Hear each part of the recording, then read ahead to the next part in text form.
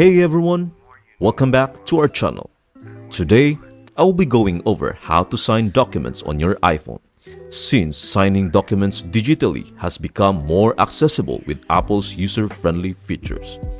If you don't have a scanner or printer at home, Apple offers a convenient way to sign documents digitally.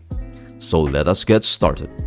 Simply take a screenshot of the document and tap the thumbnail that appears.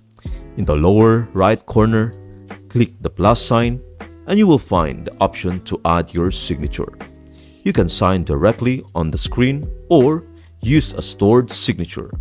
Once you are done signing, drag the signature to the document in the screenshot. Position it as needed.